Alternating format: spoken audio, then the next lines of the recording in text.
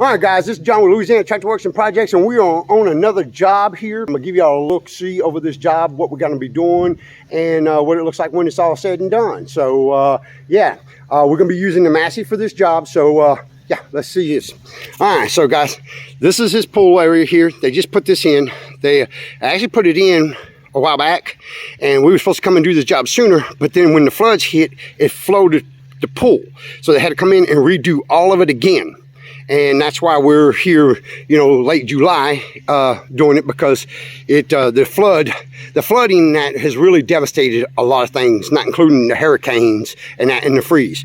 So as you can see, we're going to be doing a 1 foot rock bed off the edge, all the way around the concrete slab, all the way around there. And then we'll be coming in with the edging, the green metal edging, which we have right over here, and we'll be laying it down. And then we'll be doing the beds all the way around here, all the way around the pool area there, and all the way there. We got palm trees and that's going in here. We got a lot of plants going in here. Then we're going to be, of course, taking a lot of this out and that, laying topsoil and all that to work so we can plant in this stuff. And we're laying all sod and that once we're done there. And then all the low spots that from the equipment that had to come back out here when it was wet to rework the pool when it floated. We're going to fill in all their ruts and that with topsoil and sod and that, and get their yard back up to where it's looking like they want. So, but this is a job today. Like I said, it's going to be a long one. You know, we're going to try to knock this out within as quickly as possible, but it's a week or so of work easily. You know, we got 12 yards of just topsoil alone coming in, not including soil conditioner, rock, and everything else. They're actually dumping topsoil right now. So, but yeah. All right, guys. So I might set the camera up. It's been so hot. We've been hitting triple digits. Actual temperature well in triple digits with heat index. They're actually calling it dangerous weather right now. So I don't know if I'll set the phone up and record like that because of the heat and the phone overheating. But definitely do some spot videoing as this job goes along. But anyway, let's see how this goes. All right, guys. As you can see, we took out all the high spots of the limestone and that and got it more graded in a slope and down so that we can backfill with topsoil so that it'll have something to grow on in the beds and that. So, yeah, without the 2-bar, wouldn't have been able to get through that limestone at all. And we're starting to backfill on there. They're laying out where the actual edging is going to go, so we know where the dirt is going to end, roughly.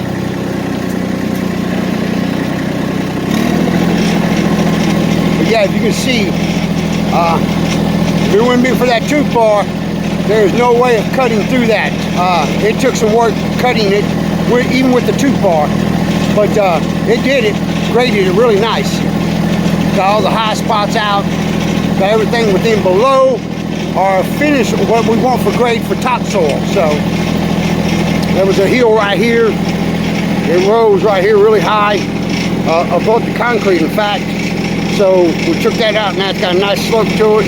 We'll start, dirt's going to finish out at the height of the concrete, and we'll slope it back so that all the water will run away from the pool. All right, so continue on with getting some topsoil. I'm in low gear.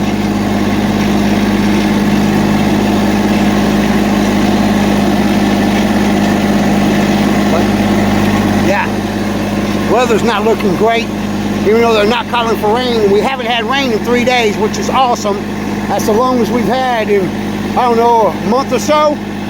So that's been really nice.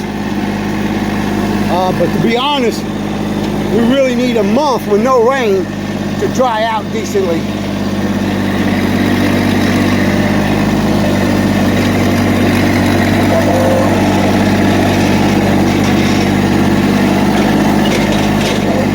It's amazing what this little bucket can pick up. So, yeah, the grade is looking really good.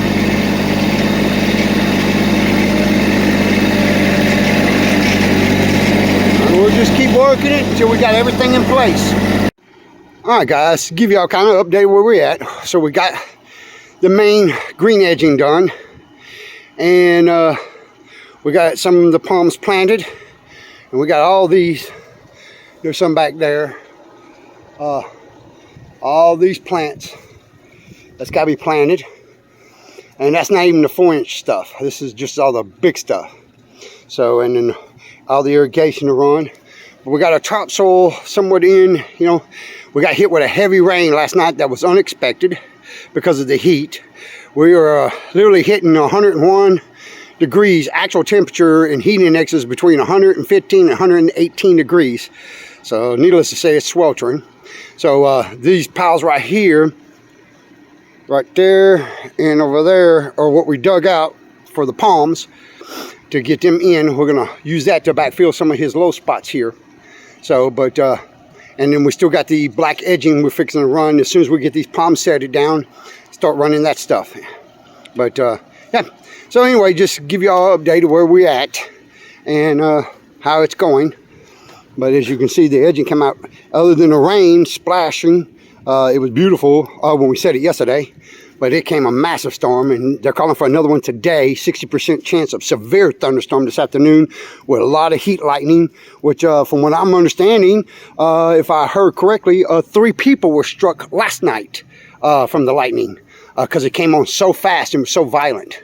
So, you know, that's something definitely want to get off of the tractor when that starts up. So, but all right, I will pick back up on the next section. All right, guys, so we're out here. This is our 3rd day, huh? 4th day. Beginning of our 4th day. It's a little after 7 this morning, and as you can see, getting knocked out. As y'all can see, we got we're waiting on rock still come in. We're waiting on sod to come in, and then we still got to spread dirt for the sod, but we got all the topsoil in, soil conditioner in, our trunk line is in. We're going to be running, after we're done planting this morning, going to be running all the weep lines for watering.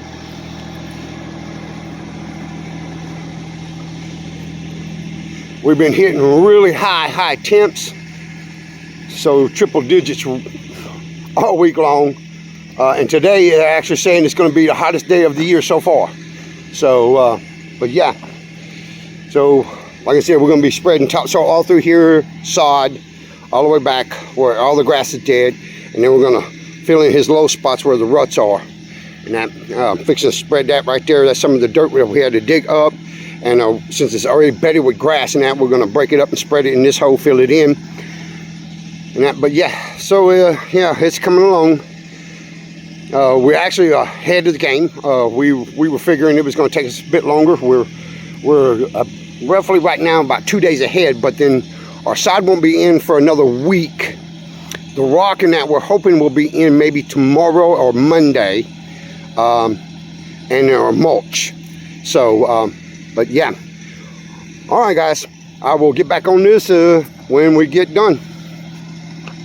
All right, guys, so today is hopefully going to be second to the last day. We're going to try to spread dirt. If you hear, you can hear the thunder in the background. It's in the morning here. It's already rained once here. But I want to kind of go over some of the issues that we ended up having to address when we started this job. And, you know, that we, other than dealing with the rain constantly, that we've had to fight with. So let's go over some of this stuff. Okay.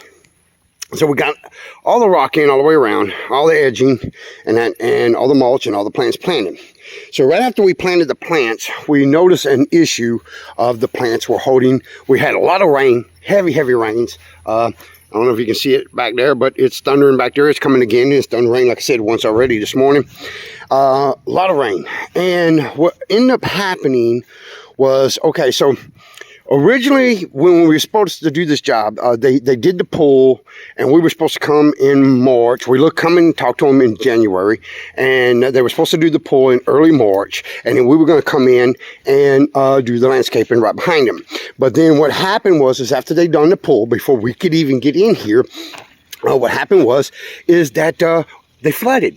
We had them heavy rains, and it flooded his entire place, and the water had gotten underneath. This is a fiberglass pool. The water had gotten underneath it and literally floated the pool. So they had to come in with equipment and they had to dig everything back up, and they had to resink the pole and then repatch all the concrete and everything. I mean, it was just a disaster, and it took them quite a while. And what they had done was, originally they had heavy clay all through here, house pad clay, and it was really thick, really heavy, and good clay, packing clay, doesn't allow water to penetrate. And so they had that, but it wasn't enough. So they came in and they laid this crushed lime. Okay, now this crushed lime is mixed with also a clay. All right, and what it does is, it, as you can see, it packs like concrete. All right, it packs really well, and it doesn't allow water to drain through it. It allows water to drain off of it. So when we built the beds and that, all up in that, with this and the clay underneath this, the water was being trapped in the beds. Couldn't go nowhere. So literally, if you pull the plant up, the hole where the plant was full of water. All the plants were soaked. I mean, just sopping water. It was unreal. So what we ended up doing, and like this here, we spread this here because this was all just nothing but mud right here. So I spread all this to give them some foundation underneath the topsoil that we're going to spread and the sod that we're going to lay. All right, and then we trimmed this out so that the sod can go up to its fence, and we rocked all this stuff in. All right, so that it can work back there. They can work back there and it stay dry. But what I ended up doing was, what we did is I came in and dug many French drains. Okay, so what we did is we dug down with the Massey, and the trenching bucket dug 24 inches down, several feet from inside the bed out. All right, then we laid that rock right there, river rock, which drains very, very well.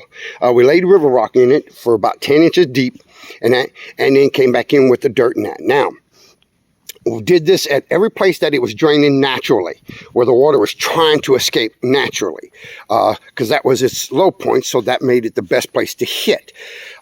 This was holding water constantly because it was draining down from here, because the whole property slopes this away. So this was holding water constantly. So I dug one here, and we trenched it out, and I went a little bit deeper on this one, and then we filled it with rock. And what it does, it gives a place for the water to go immediately, getting it pretty much out of the bed, and and then it can slowly disperse through the ground. And then when we lay our topsoil on here, and then the sod, it's going to quickly suck up that water.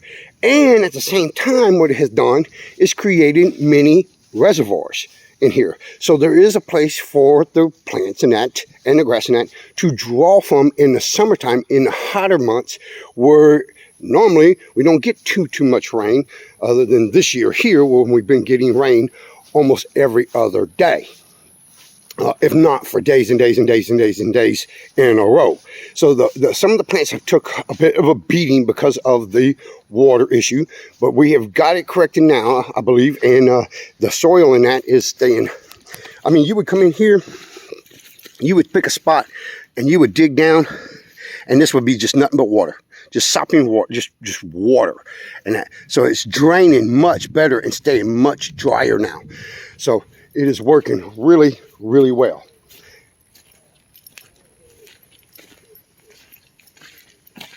See here. Let's see here. See, it's dry. This was, when you would move this back, this was sopping wet. Just nothing but water. Not even wet ground. I'm just talking about water on it. So this is doing a lot better. And considering they got a heck of a lot of rain, a lot better. Yes. So this looks really good. Looks really good. So it is doing a lot better. And then, of course, your mulch will help draw it up. But like I said, today we're going to try to get this topsoil laid. We wanted to wait until the last minute for the topsoil because they got dogs. And with the rains, we didn't want him having mud. And the sod's coming in the morning, supposed to in the morning. They've done backed it up a couple of times because of the rains on us. They can't cut sod in the rain. It ruins their fields. The equipment that cuts it is so heavy, so they can't, they can't cut it in the rain. But supposedly, as of right now, still, it is due for in the morning. And, but we wanted to hold off on laying all that topsoil so that his dogs wasn't trenching through the mud, you know, because they're dogs, and he's got children, and then carrying that all over the deck and then into the house and that. We didn't want that to happen for him. So we wanted to keep it as dry as possible until the very last minute. But with the sod coming, we elected to come in today and start spreading this stuff and getting it laid down, so that when the sod gets here, we can just start laying sod.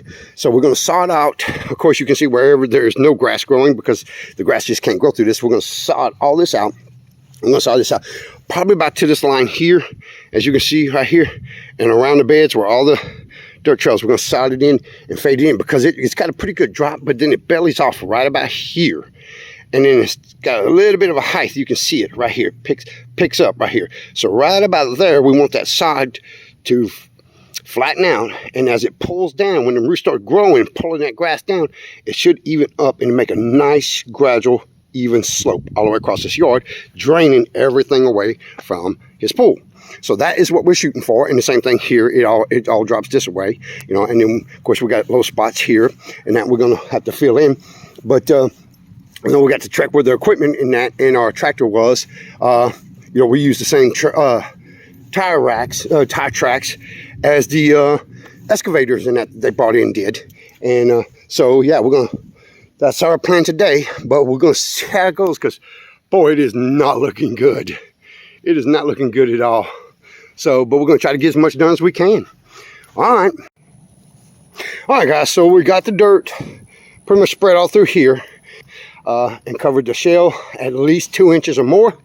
And I haven't done over there because we ain't laying the sod until tomorrow, and it's been raining. So we want to give him a walkway for right now until that sod gets here tomorrow. And it won't take me but a few minutes to build that in with the topsoil and spread it out over here. And then we can lay the sod. They can start laying sod over that side while I backfill all this in with the topsoil. As of this point right now, we're pretty much done with the landscaping, right? Yeah, Curry just spread the fertilizer and the emergence. Yeah, let's give him a shot of that. This is what he prefers to use, right here. It's not bad price for what you get, because there's a lot of them that's more expensive that does this exact same thing. So and honestly, it doesn't matter as long as it's a pre-emergent or a weed and grass preventer. This will save you so much time pulling weeds in your garden, in your landscape, no matter what. Now, do it about 3 times a year.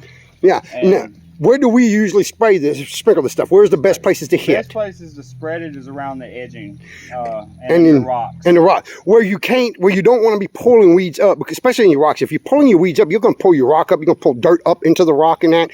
This way, it prevents it from even coming up into the rock beds. So it works a lot better. And the best thing about pre-emergent is it doesn't harm existing plants. You can get it on like that banana tree. I accidentally sprinkled some on the quarter line over there.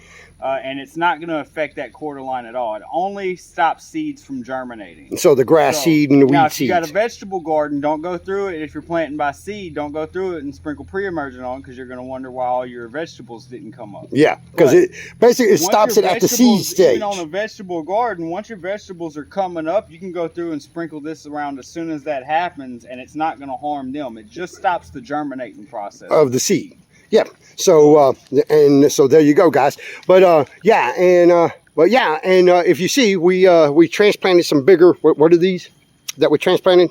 Oh, those are canna lilies. Canna lilies. One way back there, really tall. And then one right here. We went ahead and transplanted them in from the front. He wanted to move the ones in the front because they were really big. Because we're fixing to redo all his beds in the front come next spring. So he wanted to move these because they're so big back here and fit them in here. So that's what we did with that. So we got a little bit cleaning up to do, but it's already starting to drizzle. I don't know if the camera's picking it up, but it's starting to drizzle. So we're going to pick up in that, and we're going to cover our dirt in that for tomorrow. And we're going to get back on this thing come tomorrow morning. And hopefully, when I show y'all the final video on that, the side will be all done. Everything will be done. And and we'll have an overall finish for it. So, all right, guys. So as you can see, we'll set it right here, and we'll start offloading. We'll start our weight in the back and then work our way just the same way you guys set, you know, 1 long, 3 this way, 2 this way, and then we'll flip so it's self-holding.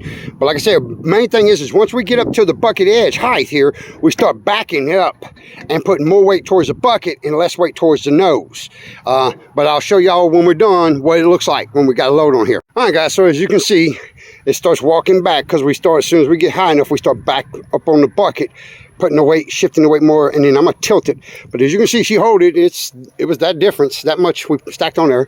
So roughly a little less. Sometimes it's the third. Sometimes we can get a half, depending on how heavy it is. But it's real simple, real fast, especially while having forks. So, and I'll show you how we get this out.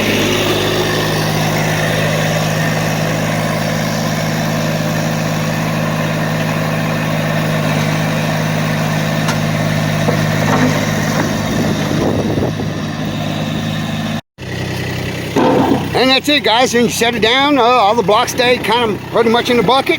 And yeah, we started again. Now, don't cut them tight where they wedge really hard. You know, where you got to smack them in there. Because if you do, then you ain't going to be able to back them out. But just enough that when the pallet starts to tilt with weight, it locks it in. And that way, when you set that tail, you tilt that nose down and take that weight off of it, the blocks loosen up and you can back right out from underneath them. And as y'all can see, they've been laying some sod. All right, guys, this is John. So we have got the sod laid down, but we've been in some extreme heat right here, and they've been trying to keep it up with the water in that. But so far, as y'all can see, we are finished here. So now he wants us to come in and add some more sod, tapering it all the way out throughout. But yeah, so, but this is the end of this job here. So this is John with Louisiana Tractor Works and Projects, and we will catch y'all on the next one.